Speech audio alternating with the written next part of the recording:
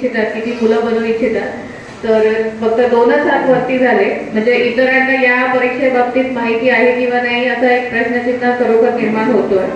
पण यामध्ये चुकी तुमची नाहीये. विषय असा आहे की आपल्या इथे तेवढ्या प्रमाणात अवेअरनेस नाहीये. म्हणजे विदर्भामध्ये जे अवेअरनेस पाहिजे, जे दिल्लीतल्या मुलांना आहे किंवा पुण्यातल्या विद्यार्थ्यांना आहे, ते आपल्या इकडच्यांना थोडं कमी पडतंय. पण दिवसेंदिवस तिकडचा आकडा देखील वाढतच चाललेला आहे. पण मला इथे प्रमुख म्हणजे मार्गदर्शनाकरिता बोलवलेलं आहे. त्यामुळे इथे मला एवढं फक्त सांगा की ग्रॅज्युएट झालेले विद्यार्थी किती आहे आपल्या इथे? झालेले विद्यार्थी अच्छा. आणि 12वीला किती लोक आहे इथे? कृपया हात वर करा, थोडं उंच हात करा. 12वी झालेले. ओके. आणि उरलेले मी असं गृहीत धरते की 10वीला आहे. आणि 10वीला किती आहे ते पण मला जरा दाखवा. 10वीचे विद्यार्थी हात वर करा. ओके. आणि आता जो सत्कार झालेला आहे 10वी आणि 12वीच्या विद्यार्थ्यांचा आहे, तर कसं वाटत आहे? म्हणजे ज्या मुलांचा सत्कार झाला त्यांना तर छानच वाटत आहे, पण ज्यांचं नाही झालं त्यांना कसं वाटत आहे? ही ऍक्च्युली थोडीशी जेलसीची भावना असते, पण ती ही भावना आपल्या मनात नेहमी असली पाहिजे. ती याच्यासाठी असली पाहिजे कारण की त्यामुळे आपण नेहमी कॉम्पिटिशनसाठी तयार असतो. जर तो मुलगा 98% मिळू शकतो तर मी का नाही? माझा मित्र मिळू शकतो तर मी का नाही? तर असा प्रश्न आपण नेहमी विद्यार्थ्यांनी स्वतःला विचारला पाहिजे की आपण एखादी गोष्ट का अचीव करू शकत नाहीये. आपल्यामध्ये कोणती अशी कमी आहे की जी त्याच्यामध्ये आणि माझ्यामध्ये नाहीये. असं तुम्ही जेव्हा स्वतःला नेहमी विचारत राहाल त्यावेळी तुम्ही स्टेप बाय स्टेप नेहमी पुढे चालत राहा. कारण या जीवनामध्ये टिकायचं असेल तर आपल्याला कॉम्पिटिशन मध्ये टिकायची आवश्यकता आहे. तुम्ही MPSC करा, UPSC करा, कुठलीही मेडिकलची एंट्रन्स द्या, इंजिनिअरिंग, IIT, या सगळ्या गोष्टींमध्ये तुम्हाला सगळ्यात पहिले स्टेप असते एंट्रन्स. आणि ती एंट्रन्स पास करणे आणि एवढे लाखो विद्यार्थ्यांसोबत कॉम्पिटिशन करणे. इथे जर तुम्ही 10वीला 50-60 विद्यार्थी एका क्लासमध्ये असतात, पण तिथे तुम्हाला लाखोंची कॉम्पिटिशन करायची आहे. तर ही कॉम्पिटिशनची भावना तुमच्यामध्ये आत्तापासून असली पाहिजे की मला फर्स्ट यायचं आहे, सेकंड यायचं आहे, मला हे IITला जर जायचं आहे तर मला JEE मध्ये क्रॅक करायची नाहीये, तर मला तिथे टॉप बनायचं आहे. जेव्हा तुम्ही टॉपरची भूमिका ठेवा की मला त्याच्यात एक्झाममध्ये टॉप करायचं, तेव्हा कुठे तुम्ही त्या लिस्टमध्ये म्हणजे येऊ शकता. अदरवाईज नुसतंच पास व्हायचं अशी तुम्ही कधीच ठेवायची नाही. नेहमी स्वप्न उंच बघायचं. त्याने काय होतं की तुम्हाला एक इन्स्पिरेशन भेटत राहतं की मी जर या एक्झाम मध्ये 10वीत टॉप करू शकतो तर मी 12वीतही करू शकतो.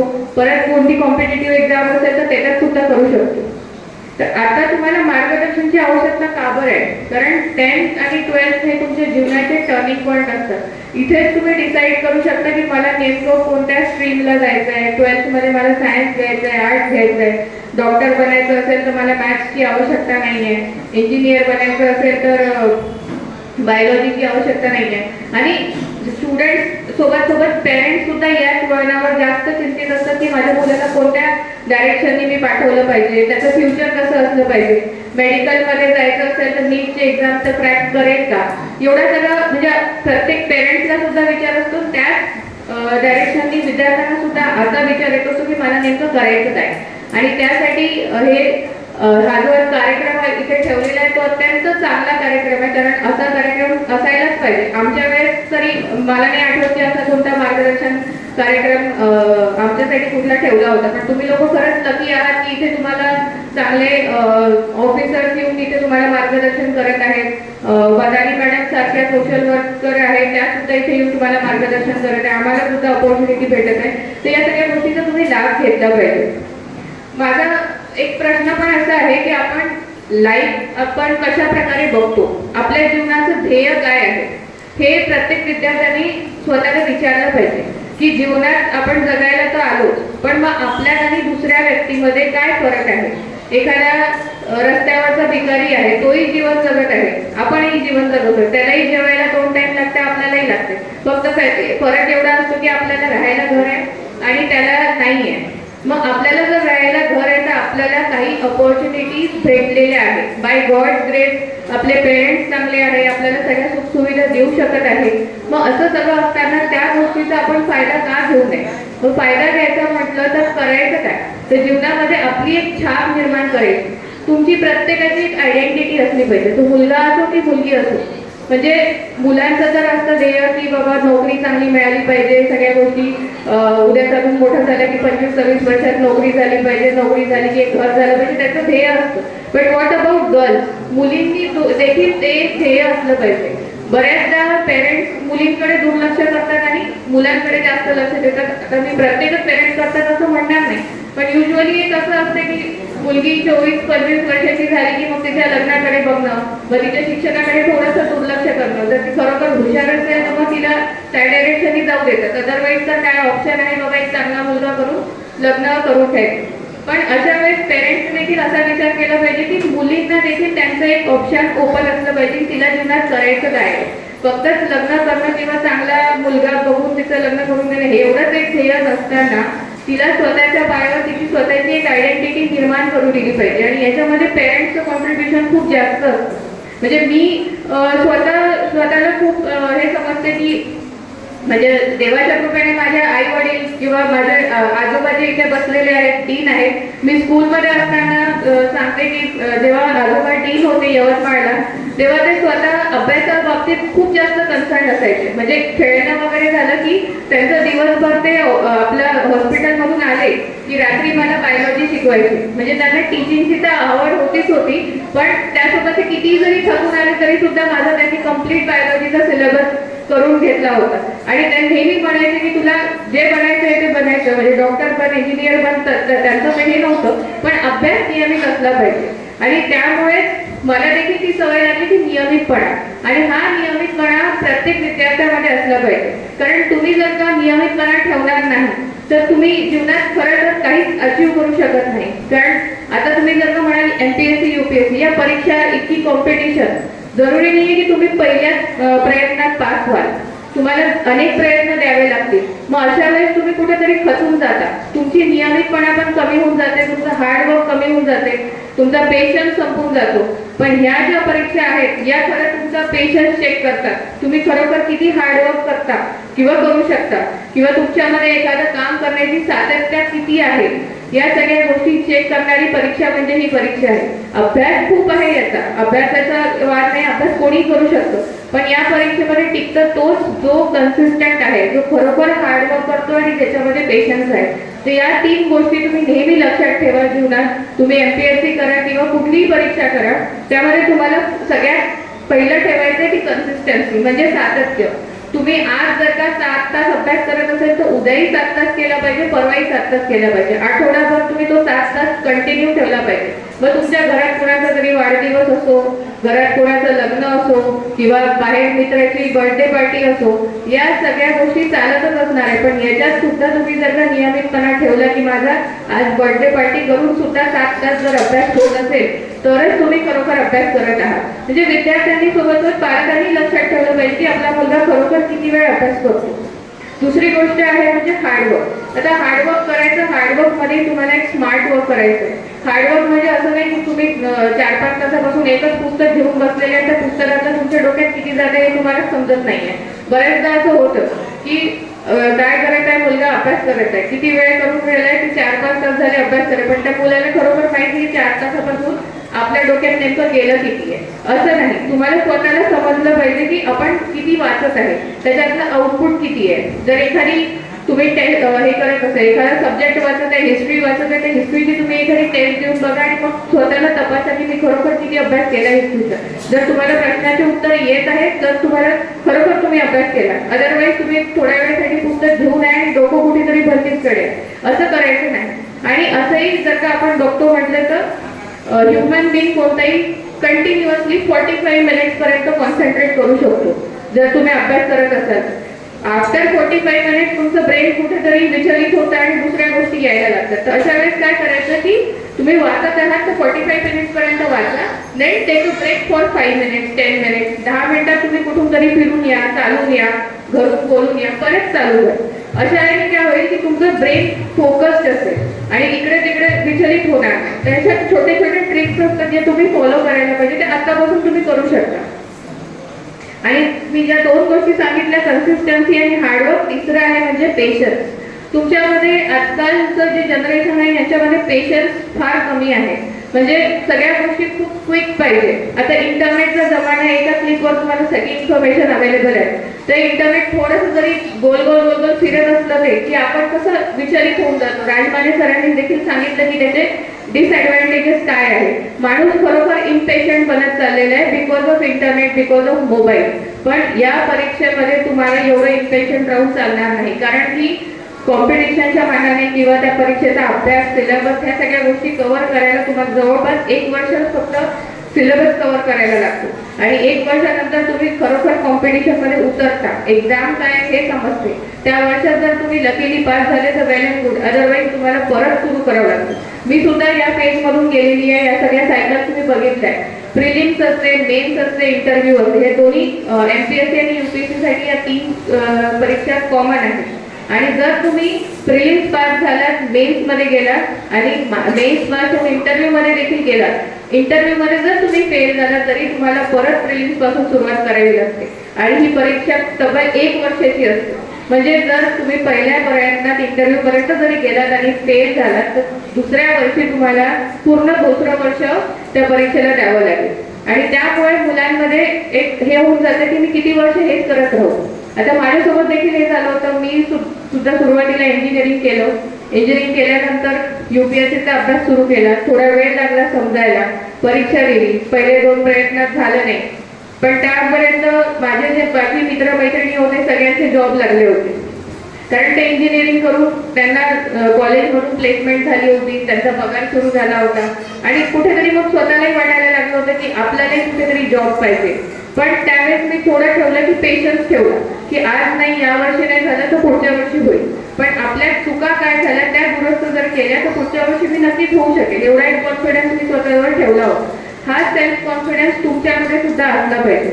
आपल्याला थोडे मार्क्स कमी भेटतात. सगळ्यांची बुद्धीची लेवल सेम असते असं नाही. कुणाचे जास्त असतात. लकीली त्या परीक्षेच्या दिवशी तुमची मेंटल स्थिती कशी आहे यावर पण डिपेंड करतो. त्यामुळे मार्क्स कमी जास्त असले तर हरकत नाही. एकदा तुम्ही फेल झाले तरी हरकत नाही. पण जर तुम्ही फेल झाला असाल, त्या फेलमधून तुम्ही शिकला नाही की नेमक्या मी चुक्या काय केल्या होत्या आणि त्या चुक्या जर तुम्ही दुरुस्त करू शकला नाही तर ही परीक्षा तुम्ही पास नाही करू शकत. त्याच्यामध्ये सेल्फ अनालिसिस सगळ्यात महत्वाचं आहे. स्वतःचं आत्मपरीक्षण करणं की मी कुठे चुकलो, मला कुठे मी कमी पडत आहे. जर मला एसे लिहिताना कुठेतरी काही क्वालिटीज माझ्या कमी पडत आहे तर त्याच्यात तुम्ही सुधारणा करा. कोणीतरी मॅथ्समध्ये कमी पडत असेल तर त्याच्यात तुम्ही सुधारणा करा. असं स्टेप बाय स्टेप जर का तुम्ही स्वतःचं परीक्षण केलं, सेल्फ अनालिसिस केलं तर तुम्ही नक्कीच ही परीक्षा चांगल्या प्रकारे आणि चांगल्या रँकमध्ये पास होऊ शकता. आता जेव्हा मॅडमनी विचारलं होतं की MPSC UPSC कोणाला माहिती आहे का, मी फक्त थोडासा आता मी असं अज्युम करून चालते की तुम्हाला माहिती नाही आणि मी तुम्हाला परीक्षेची माहिती देते. MPSC जी आहे, महाराष्ट्र पब्लिक सर्व्हिस कमिशन, जे महाराष्ट्रातले जे ऑफिसर्स आहेत, डेप्युटी कलेक्टर, तहसीलदार, नायब तहसीलदार आणि BDO अशा आणि अजून काही पोस्ट आहेत ज्याच्यासाठी MPSC कंडक्ट करते ही परीक्षा. आणि दुसरी आहे UPSC, जी युनियन पब्लिक सर्व्हिस कमिशन, ज्याच्यामध्ये आपण IAS, IPS, IRS, ITS आणि इतर पण आहे, पोस्टल सर्व्हिसेस, बरेचशे सर्व्हिसेस असतात. तर या केंद्र सरकार म्हणजे सेंट्रल गव्हर्नमेंटची कंडक्ट करते परीक्षा ती आहे UPSC आणि स्टेट गव्हर्नमेंटची करते ती MPSC. आता MPSC आणि UPSC मध्ये फरक भरपूर आहे. कारण की जेव्हा तुम्ही IAS म्हणता किंवा IPS म्हणता, IAS म्हणजे तुम्ही कलेक्टर ऐकलं असेल, प्रत्येक जिल्ह्याला एक कलेक्टर असतो. तर तो कलेक्टर कधी बनू शकतो, जेव्हा तो IAS आहे. IAS म्हणजे टॉप मोस्ट लेवलची सर्व्हिस आहे जी UPSC थ्रू तुम्हाला मिळते. आणि तेच जर का टॉप मोस्ट सर्व्हिस तुम्हाला MPSC मध्ये मिळवायची असेल तर डेप्युटी कलेक्टर मध्ये तुम्हाला ठरवायचे की तुम्हाला कलेक्टर बनायचे की डेप्युटी कलेक्टर बनायचे. Same is for police services, जेव्हा SP असतात जिल्ह्याचे, तसेच एखाद्या तालुक्याचे ठाणेदार PI असतात, DYSP असतात. तर हे MPSC देते. ते SP जर बनायचं असेल तुम्हाला, IPS जर पोस्ट हवी असेल तर त्यासाठी तुम्हाला UPSC द्यावी लागते. दोन्ही आता सिलेबस जवळपास सेम आहे. आता यावर्षी पुढच्या वर्षीपासून MPSC देखील UPSC सारखीच झालेली आहे. आणि ज्यांचं आता ग्रॅज्युएशन, त्याच्यासाठी पात्रता काय क्रायटेरिया असते, एनी ग्रॅज्युएट 21 इयर्स ओल्ड विद्यार्थी असला पाहिजे, त्याचं वय 21 वर्ष आणि पात्रता आहे एनी ग्रॅज्युएशन. मग तुम्ही इंजिनियर असा, तुम्ही MBBS डॉक्टर असा किंवा BA असा किंवा BCom असा, दॅट डझंट मॅटर, सगळे इक्वल आहे त्याच्या पुढे. ठीक आहे. आणि परीक्षा 3 टप्प्यात असते, प्रिलिम्स, मेन्स आणि इंटरव्ह्यू. प्रिलिम्स मध्ये असते ऑब्जेक्टिव्ह, म्हणजे तुम्हाला मल्टिपल चॉईस ऑप्शन दिलेले जातात, 2 पेपर असतात आणि त्याचा जो काही कट ऑफ लागेल त्या कट ऑफ जर तुम्ही क्रॉस केला तर तुम्ही मेन्सला पात्र होतात. आणि मेन्स पूर्णपणे थिअरेटिकल सब्जेक्ट असतात, तुम्हाला त्याच्यामध्ये 9 पेपर लिहावे लागतात. आणि रिटर्न एक्झाम जसं तुम्ही 12वीची लिहिली आहे, ग्रॅज्युएशनची लिहिली आहे तशा प्रकारे. आणि 3rd टप्पा असतो इंटरव्ह्यू. इंटरव्ह्यू हा सगळ्यात महत्त्वाचा टप्पा आहे, कारण ह्याच्यामध्ये तुमची पर्सनॅलिटी चेक केल्या जाते. तुम्ही कितीही नॉलेजेबल असाल, एखादा विद्यार्थी IIM मधून पास आउट असेल, Indian institute of management, Ahmedabad, Bangalore अशा चांगल्या ठिकाणी, एखादा IIT मधून झाला असेल, एखादा एम्स मधून MBBS झाला असेल आणि एखादा विद्यार्थी एखाद्या छोट्याशा कॉलेजमधून जस्ट BA झाला असेल, हे आता तुम्ही स्वतः पात्रता ठरवू शकता की त्यांनी एवढी मोठी परीक्षा पहिलेच पास केलेली असते तरी सुद्धा तो त्या लेवलवर येतो. दॅट डझंट मॅटर की तुमचं ग्रॅज्युएशन काय आहे, तुमची पर्सनॅलिटी काय आहे, तुम्ही खरोखर तो जिल्हा सांभाळू शकाल का, खरोखर तुम्ही जर का SP झाला तर एखाद्या ठिकाणी दंगल जर झाली तर तुम्ही सांभाळू शकाल की ही तुमची पर्सनॅलिटी चेक करायसाठी म्हणून तो इंटरव्ह्यू घेण्यात येतो. आणि असे ह्या 3 टप्प्यामध्ये दोन्ही परीक्षा कंडक्ट केल्या जातात. या परीक्षा देण्याच्या मागचं आता आपण जर का कंपॅरिझन करू, जर का प्रायव्हेट जॉबमध्ये आणि गव्हर्नमेंट जॉबमध्ये, मी तुम्हाला खात्रीने सांगते की तुम्ही प्रायव्हेट जॉबमध्ये खूप जास्त पैसे कमवू शकता. कारण आजकाल जर का इंजिनियरचे पॅकेजेस बघितले तर अगदी 50 लाख वगैरे असतात, महिन्याला तुम्हाला 2 लाख 3 लाख सॅलरी मिळते. गव्हर्नमेंट जॉबमध्ये ही सॅलरी मिळणार नाही. म्हणजे मी तुमचे थोडेसे डोळे उघडण्याचाही प्रयत्न करते की तुम्हाला कदाचित असं वाटेल की गव्हर्नमेंट जॉब आहे म्हणून खूप पैसा मिळतो, असं नाही. मेन डिफरन्स असा आहे की जे वर्क सॅटिस्फॅक्शन जे भेटत असतं की तुम्ही काहीतरी आहात आणि तुम्ही तुमच्या सिटीसाठी, तुमच्या गावासाठी, समाजासाठी काय करू शकता. एखादा इंजिनियर करोडोमध्ये जरी कमवत असेल तरी त्याला त्याच्या कंपनीच्या बाहेर कोणी ओळखू शकत नाही. पण तोच एखादा नायब तहसीलदार असू द्या, कलेक्टर तर दूरची गोष्ट आहे, नायब तहसीलदाराने देखील एखादं चांगलं काम केलं तर त्याच्या अख्ख्या गावात त्याचं नाव होतं. आणि ही जी वर्क सॅटिस्फॅक्शन आहे, जॉब सॅटिस्फॅक्शन आहे, तो तुम्हाला कुठेच प्रायव्हेट सेक्टरमध्ये मिळणार नाही. आणि जर तुमचा अल्टिमेट ऑब्जेक्टिव्ह फक्तच पैसे कमवणं जर का असेल तर त्याच्यासाठी मग मला असं वाटतं की गव्हर्नमेंट जॉबमध्ये न गेलेलं बरं. कारण मग हे पण आहे की अशी एक संकल्पना आहे की गव्हर्नमेंट जॉबमध्ये पैसे खूप आहेत. बरेच लोक म्हणतात कोणी इन्कम टॅक्समध्ये आहे, कोणी ट्रेड सर्व्हिसमध्ये आहे, तर ह्याच्यामध्ये पैसा भरपूर आहे. पैसा कमवणं हा एक उद्देश ठेवून जर का तुम्ही एखादा जॉब करत असाल तर ती एकदम चुकीची संकल्पना आहे. कारण पैसा तुम्हाला कुठेही भेटू शकतो आणि करप्शन करून, एखाद्या करप्शनचा टॅग लागून तो अधिकारी जर का तुम्ही बनायचा इच्छुक असाल तर त्यासाठी ही परीक्षा नाही आहे. त्यामुळे आपण असा उद्देश ठेवायचा की बाबा माझं जीवनात, माझ्या देशामध्ये काय कॉन्ट्रीब्युशन असलं पाहिजे. ते कॉन्ट्रीब्युशन जर का तुम्ही त्याचा एक पार्ट जरी बनू शकले तरी सुद्धा तुम्हाला सांगते मी की खूप जास्त आनंद तुम्हाला जीवनात मिळेल. कारण की एक सॅटिस्फॅक्शन भेटतं की मी जेवढा काही अभ्यास केला त्या अभ्यासाचं मला ते इम्प्लिमेंटेशन करायची वेळ आहे आणि मी जे इम्प्लिमेंटेशन करत आहे त्याच्यामुळे हे डेव्हलपमेंट होत आहे. आता मी एक छोटीशी उदाहरण तुम्हाला सांगते. जेव्हा मी याच्या अगोदर म्हणजे UPSC क्रॅक करायच्या अगोदर 6 वर्ष मी नायब तहसीलदार म्हणून काम केलं होतं. तर बऱ्याच ठिकाणी मला काम करायची संधी मिळाली होती. एका देवळी तालुक्यात जेव्हा काम करत होती तिथे माझ्याकडे पुलगावचा चार्ज होता. तर एक छोटंसं ऑफिस, कारण नायब तहसीलदार म्हटलं की त्यांचं काय ऑफिस फार मोठं नसतं, तर त्या ऑफिसमध्ये रोज एक म्हातारा वेळेचा एक व्यक्ती होता, तो येऊन बसायचा. आणि अगदी 4 दिवसापासून मी बघत आहे तो आतमध्ये यायचा नाही, पण रोज मी जेव्हा ऑफिसमध्ये शिरायची तेव्हा तो दारात बसलेला असायचा. तर एक दिवस मी तिथे पिऊनला विचारलं की नेमका याचा काय प्रॉब्लेम आहे, येत का नाही आहे आणि रोज येत आहेत ते, त्यांचं काय विचारा जरा. तर ते म्हणतात की नाही मॅडम यांचं नेहमीच आहे, ते येऊन बसतात. म्हटलं असं नाही, त्यांना काहीतरी काम असेल तुम्ही विचारा. तेव्हा बघितलं तर त्या आजोबांचं एक इन्कम सर्टिफिकेटचं काम होतं फक्त, कारण त्यांना संजय गांधीचा लाभ घ्यायचा होता. आता त्या इन्कम सर्टिफिकेटसाठी मला माहिती नाही मी याच्या अगोदर त्यांना कोणी कदाचित हे दिलं नसेल किंवा त्यांना कोणी एंटरटेन केलं नसेल किंवा पैसे मागितले तर काही असू शकतं. सो त्याच्यानंतर मी त्यांना म्हटलं की ठीक आहे तुमचं जे काही असेल तर त्यांच्याजवळ काहीच नव्हतं, आधार कार्ड सुद्धा नव्हता किंवा जे काही आयडेंटिटी लागते आपल्याला इन्कमसाठी तर ते काहीच नसल्यामुळे ते त्यांचं तसंच पेंडिंग होतं ते काम. तर मी तिथे सांगितलंय का त्यांचा काय आधार वगैरे बनवून घ्या, राशन कार्ड असेल तर करा, पण त्यांचं इन्कम तयार करून घ्या. आणि माझीच एक कलिग संजय गांधीला असल्यामुळे त्यांचं संजय गांधीसाठी मी नाव पाठवून दिलं की ते दिसतच त्या व्यक्तीजवळ काही नाही आहे तर तुम्ही त्याला अननेसेसरी हॅरेस करण्यात काही उपयोग नाही ना. तर त्याच्यानंतर मग माझी तिथून ट्रान्सफर झाली आणि मी मौद्याला गेली. आणि मौद्याला गेल्यानंतर कधी 1-2 महिन्यानंतर मला एक अननोन नंबरवरून फोन आला आणि ते म्हणताले की मॅडम मला संजय गांधीचे 600 रुपये मला भेटले, खूप खूप धन्यवाद. आता ह्या गोष्टी सांगताना मला आता देखील दाटे येत आहे की तो जो आनंद आहे तो आनंद तुम्हाला दुसरी कुठेच भेटू शकत नाही. कारण तुम्ही काय केलं, फक्त एक त्यांचं इन्कम सर्टिफिकेट दिलं आणि तेही माझा जॉबच होता ना तो, कारण माझं कामच ते होतं की इन्कम सर्टिफिकेट देणं. पण त्याच्यामुळे त्या व्यक्तीला दर महिन्याला 600 रुपये सुरू झाले. तो जो रस्त्यावर बसत होता आज तो त्याच्या घरी बसत आहे, 2 टाइमचं जेवण त्याचं होत आहे. ही किती मोठी कॉन्ट्रीब्युशन आहे.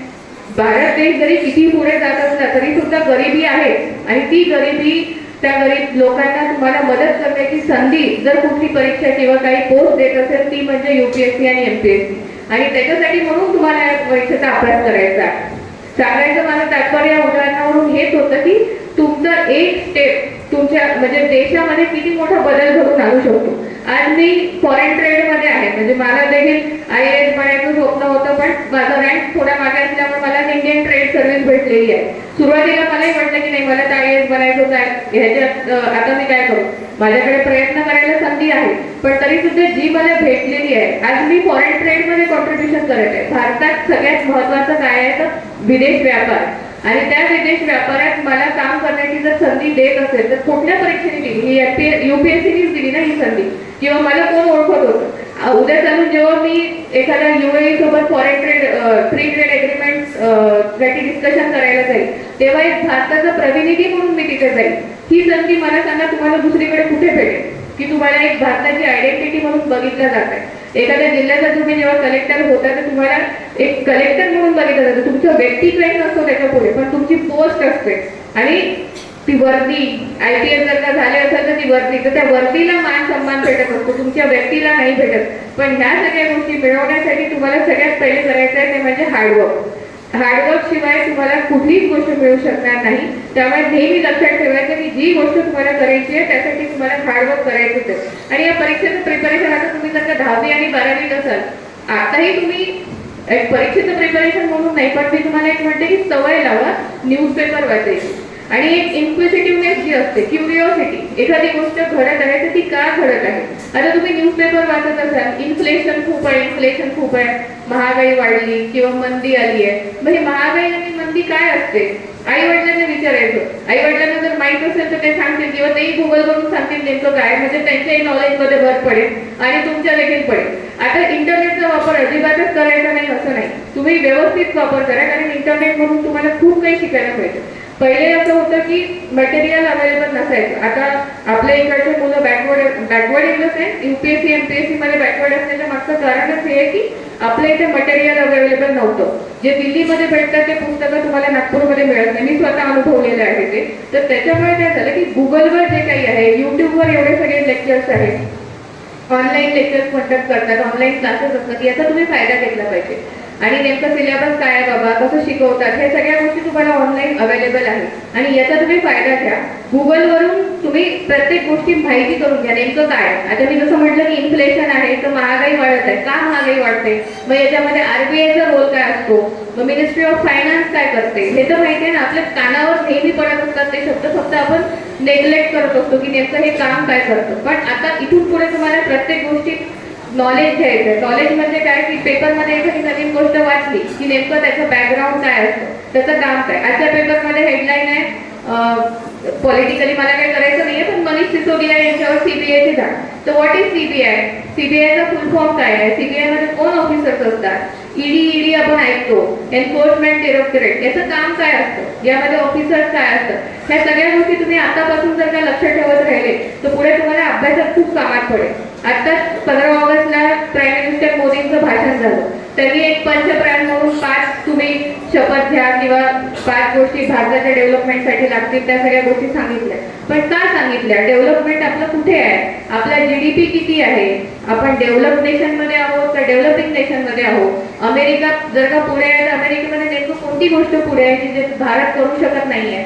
या सगळ्या गोष्टी जर का तुम्ही असं क्युरियसली केल्या किंवा तुमची ती क्युरिओसिटी जर ठेवली ना तर ही परीक्षा अगदी इझी आहे तुमच्यासाठी. पण आतापासून तुम्हाला न्यूजपेपर वाचायची सवय लावा. इंडियन एक्सप्रेस सारखा न्यूजपेपर किंवा टाइम्स ऑफ इंडिया, म्हणजे पेरेंट्सनी सुद्धा, आपण युजली मराठी न्यूजपेपर लावतो कारण आई वडील मराठी वाचतात, पोरं तर आजकाल वाचत नाही जास्त, पण ज्यांना वाचण्याची आवड आहे तर त्यांच्यासाठी, मुलांसाठी त्यांनी इंग्लिश पेपर लावा. कारण परीक्षा जर द्यायची असेल तर तुम्हाला इंग्लिश थोडं तरी स्ट्रॉंग पाहिजे फक्त. त्यामुळे आतापासून जर सवय लावली तर तुम्ही एक म्हणजे करंटमध्ये काय सुरू आहे तेवढं तुम्ही अवेअर असू शकता.